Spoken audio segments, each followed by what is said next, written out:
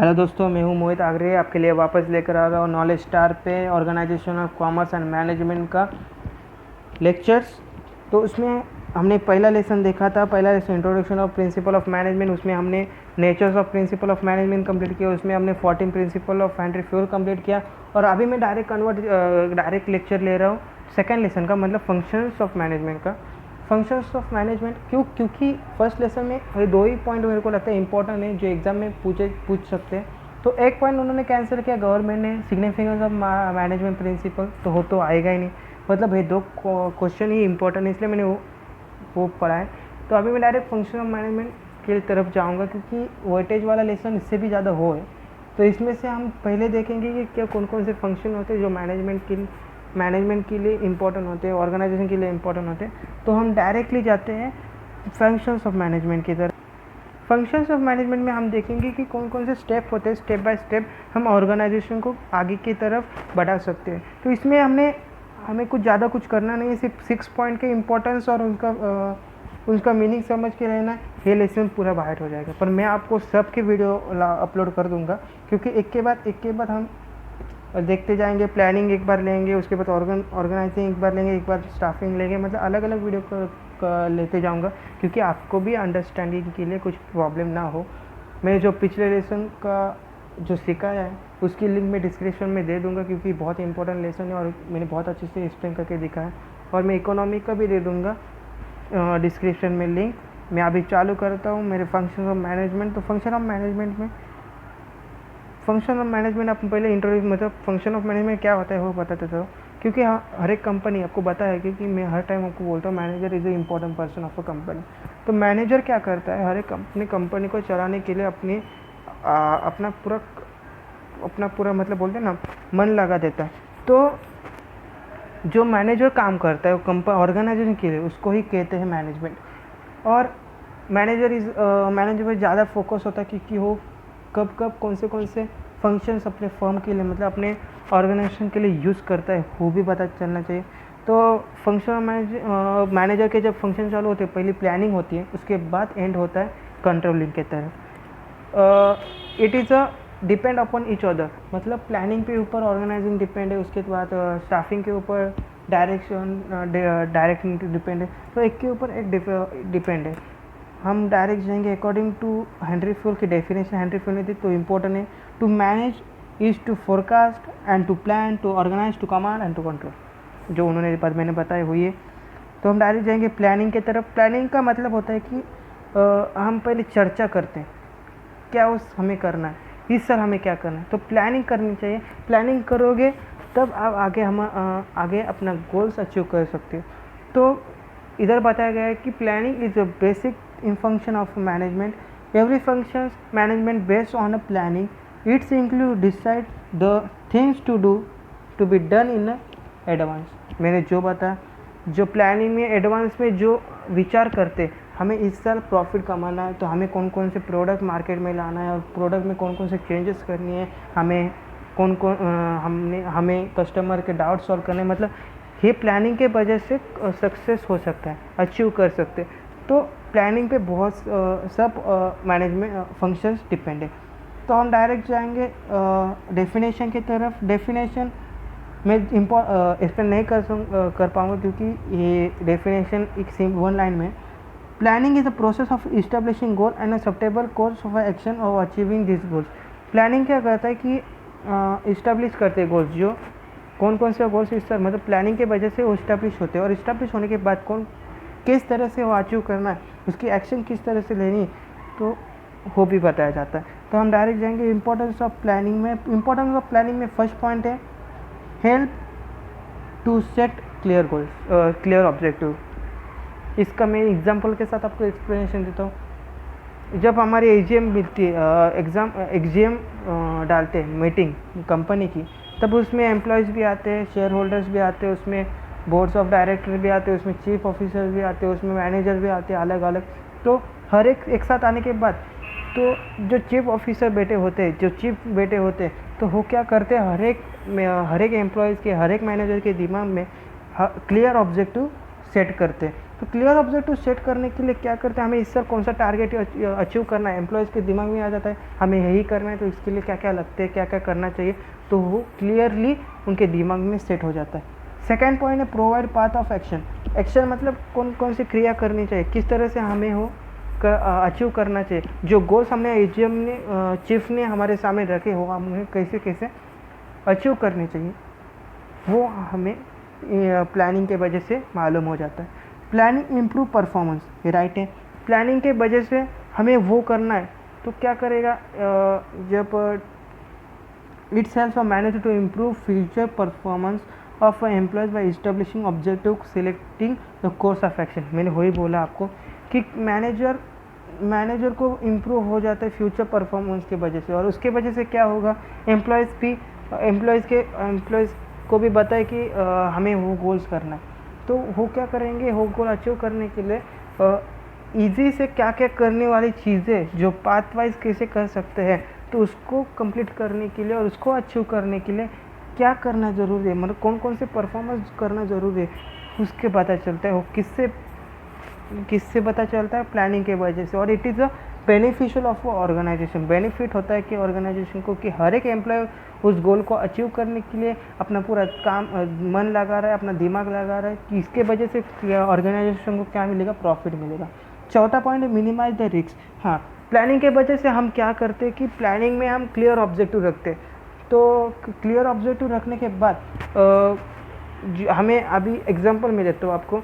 अभी एक मेरी चिप्स की फैक्ट्री है, मतलब हमें चिप्स बनाने के लिए क्या क्या लगेगा, पोटैटोस लगेगा, उसके साथ मसाले लगेंगे। तो हमें इस साल हमें एजीएम में बताया गया कि हमारा प्लान हुआ है कि हमें इस साल वो एक 1000 पैकेट बनाने और मार्केट में सेल करने। तो 1000 पैकेट बनाने के लिए कितना सामान लगता है उतना ही हम लाएंगे, ज़्यादा कुछ लाएंगे ही नहीं। तो क्या होगा, इसके वजह से नेचर जो नेचुरल रिसोर्सेज है उसका भी बचत होगी, और हम ज़्यादा भी लाएंगे तो ज़्यादा भी लाएंगे तो उसका वेस्टेज होगा। तो क्या होता है कि मिनिमम रिस्क मतलब लॉस भी कम होता है, और उसके साथ हाँ हम मार्केट में हमारे प्रोडक्ट ला सकते हैं। तो मिनिमाइज रिस्क हो ही हुआ। तो फिफ्थ यूटिलाइज ऑफ रिसोर्सेज, मैंने जो बोला आपको एग्जांपल दिया पोटैटो का, हो ये रिसोर्सेज का यूटिलाइज उपयोग आप ठीक तरह से करना चाहिए। 6 पॉइंट है हेल्प इन डिसीजन मेकिंग करना, मतलब अब जब प्लानिंग हम करते हैं, प्लानिंग होने के बाद हम जो गोल्स अचीव करने के लिए जो काम करते हैं, तो मैनेजर क्या करता है कि डिसीजन करेक्टली लेता है for a beneficial of company को, जो बेनिफिशियल होगा, जो गोल हमें सेटिस्फाई करना है फ्यूचर में, जो हमें गोल्स अचीव करना है, तो उसके मैनेजर को पता चल जाएगा कि हमें क्या क्या करना चाहिए, तो वो क्या करेगा, डिसीजन देगा, तो ऐसा ही करो, ज़्यादा कुछ करने की ज़रूरत नहीं। तो प्लानिंग के वजह से क्या होगा, डिसीजन मेकिंग के लिए भी हेल्पफुल होगा। 7 पॉइंट है useful to setting the standard for controlling. हाँ, स्टैंडर्ड सेट करना मतलब गोल्स अचीव करना।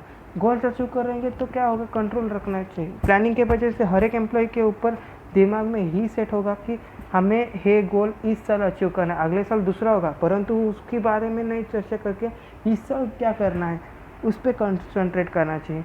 तो उसके वजह से क्या होगा, कंट्रोल हर एक एम्प्लॉयज़ के ऊपर होगा, और उसके वजह से क्या होगा, हम जो स्टैंडर्ड सेट हो जाएगा, और अच्छे से परफॉर्मेंस वो मार्केट में लगा सकते हैं।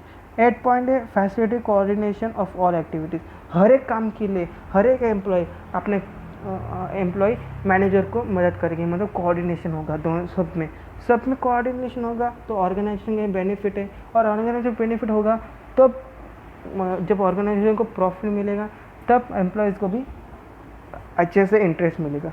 तो 9 पॉइंट है फैसिलिटी अदर मैनेजमेंट फंक्शंस। हाँ, इसके वजह से क्या होगा, जो आगे है, तो स्टाफिंग है, उसके बाद ऑर्गेनाइजिंग है, उसके लिए फैसिलिटीज़ प्रोवाइड करेगा। जब हम अच्छे से every organisation function towards achieving goals and goals is set up at a planning stage. हाँ, प्लानिंग मैंने जो बोला, जो प्लानिंग स्टेज में ही हम गोल्स सेटअप करते हैं, और उसको अचीव करने के लिए हर एक मैनेजमेंट में जो फंक्शंस है वो यूज़फुल होता है। Unless the plan is ready other management functions such as organizing, staffing, etc. cannot be understand those planning facility also other function. मतलब अभी ऑर्गेनाइजेशन को स्टाफिंग को नहीं समझ में आके हमें ये करना है, तो प्लानिंग के वजह से क्या होगा, उनको भी समझ में आ जाएगा कि इससे हमें जो गोल है वो अचीव करना है, कौन कौन सा गोल है अचीव करना है। 10th पॉइंट है प्रमोट इनोवेटिव आइडियाज़। जब हम एक साथ आते मीटिंग में एजीएम रखते तो एक साथ आते, एक साथ आने के बाद कौन कौन आता है, एम्प्लॉयज़ आते हैं, बोर्ड्स ऑफ डायरेक्टर आते हैं, शेयर होल्डर्स आते हैं। तो एक साथ आने के बाद एम्प्लॉयज़ के दिमाग में कौन कौन से आइडिया है, नई नई आइडिया है जो चीफ ऑफिसर को बताते, तो उसके वजह से क्या होगा कि नई नई आइडिया प्रमोट होगी। वो गलत भी होने दो, नहीं तो कुछ काम की भी नहीं होने, पर उनके दिमाग में जो आइडिया आती है वो चीफ ऑफिसर मतलब मैनेजर नहीं तो चीफ ऑफिसर बैठे होंगे उनके तरफ उनके पास आ जाती है, तो वो क्या करेंगे, अच्छा आइडिया तो परफॉर्म करेंगे इस सर। तो उसके वजह से क्या होगा कि प्लानिंग इज़ बेसिक बेस है। तो प्लानिंग करेंगे कि हमें हर ऑर्गेनाइजेशन को हर टाइम मतलब हर ईयर हमें अलग अलग गोल्स रखने। तो गोल्स कब रखेंगे, जब हर एक एम्प्लॉय मैनेजर को पता होगा कि हमें क्या करना है। तो हमें क्या करना है ये कौन बताएगा, जो एम्प्लॉयज़ जो मीटिंग में आए थे उन्होंने जो आइडिया दी, उसके वजह से जब मैनेजर को ये मालूम होगा कि हमें इस साल ये गोल रखना है, तो वो अनाउंस करेगा, वो डिसीजन देगा कि हमें इस साल करना है। तो ग्रुप सब मिलकर हमें एक गोल इस साल अचीव करना है, क्योंकि इस गोल से अचीव होगा तो कंपनी का प्रॉफिट होगा, और कंपनी का प्रॉफिट होगा तो हर एक एम्प्लॉय को अच्छी सैलरी मिलेगी। तो उस पर डिपेंड होता है प्लानिंग। ये देखो ये लाइन दी है, prepare a plan for 1 day picnic for your class on field trip. अभी ये तो बच्चे का प्लान दे दिया, परंतु मैंने आपको आज सब प्रिंसिपल सब इम्पोर्टेंस ऑफ प्लानिंग समझा दिया। फंक्शन ऑफ मैनेजमेंट मैंने अभी चालू कर दिया, तो मेरे को लगता है मैंने अच्छे से समझा दिया होगा। तो अच्छी वीडियो लगे तो मेरे वीडियो को लाइक, कमेंट और शेयर करें। उसके साथ मेरे अकाउंट को भी सब्सक्राइब कीजिए, क्योंकि मेरा नया चैनल है, तो कम भी होगी तभी भी मैं मेरा वीडियो अच्छे से हर दिन बाय हर दिन एक एक वीडियो अपलोड करते जाऊंगा। तो उसके वजह से क्या होगा कि मेरा चैनल अच्छे से बढ़ेगा, और आपको भी अलग अलग लेसन की अलग अलग इंफॉर्मेशन आपके पास अंडरस्टैंडिंग के लिए इम्पोर्टेंट साबित हो जाएगी। तो मेरा ये वीडियो मैं आज इधर ही ख़त्म कर देता हूँ, क्योंकि मैं अलग अलग लेक्चर्स लूँगा। आज प्लानिंग लिया तो कल मैं ऑर्गेनाइजिंग लूँगा, उसके बाद स्टाफिंग लूँगा, तो आपको भी अंडरस्टैंड के लिए ईजी हो, क्योंकि इसमें इतना ही दिया है, इंपॉर्टेंस ही दिया है, इसलिए मैं इंपॉर्टेंस इधर ख़त्म कर देता हूँ। जो सेकेंड लेसन बहुत इंपॉर्टेंट है, उसकी मैंने स्टार्टिंग तो कर दी, तो आप वीडियो स्किप नहीं मत करो, क्योंकि मैंने अच्छे से एक्सप्लेन कर दूंगा। और हर एक वीडियो देखो, आपको देखनी होगी तो सब्सक्राइब करके उसके बाजू में जो बेल आइकन का ऑप्शन होता है उसको क्लिक कीजिए, और उसमें पर्सनल में डाल दीजिए, क्योंकि आपको जब अपलोड करूँगा वीडियो तो आपको पहली वीडियो मिल जाए। तो मैं मेरा वीडियो इधर स्टॉप कर देता हूँ। तो मुझे लगता है कि मैं नेक्स्ट टाइम अलग सब्जेक्ट है तो यही इस पर ही वीडियो अपलोड कर दूँगा।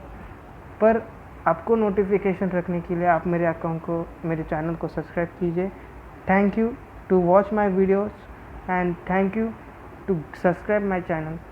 Thank you. जय हिंद।